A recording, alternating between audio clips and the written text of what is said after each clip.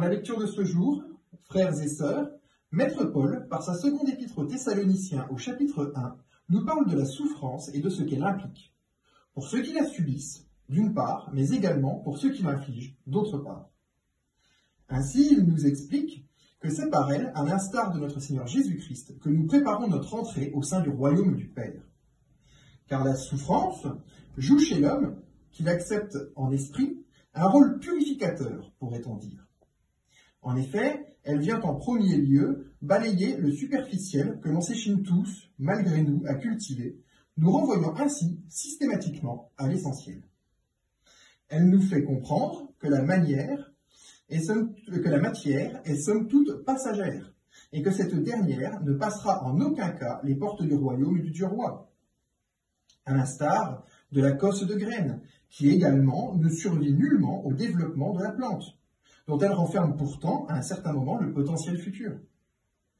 Ensuite, lorsqu'en un second temps, Maître Paul nous explique que ceux qui s'attachent à répandre la souffrance devront en porter la peine, cela procède d'un principe similaire.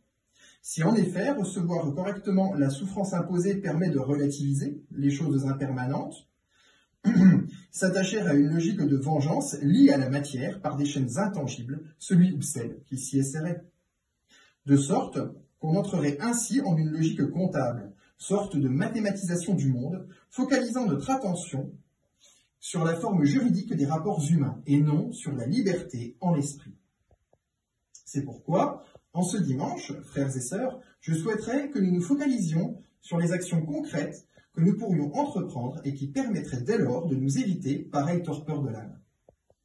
On pourrait commencer par essayer d'adopter une présence consciente face aux problématiques du quotidien, faire en sorte de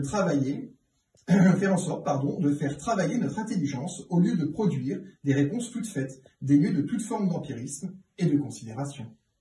On pourrait essayer également d'écouter plus profondément que d'ordinaire nos interlocuteurs, afin de cernir ainsi de façon plus complète les imprécations existentielles propres à chacun. On pourrait essayer enfin, pour citer un dernier exemple, de ne parler que de l'essentiel, évitant ainsi les sujets creux portant entre autres choses sur la météo du jour. Bref, ce ne sont pas les idées qui manquent, l'essence de ces démarches étant tout simplement de nous reconnecter en profondeur à nos existences, passant ainsi de façon revigorante de spectateur à acteur. Car après tout, c'est cela n'en doutez point que de recevoir en soi l'Esprit Saint. Celui-là même qui donne la vie et octroie le pardon des péchés. Amen.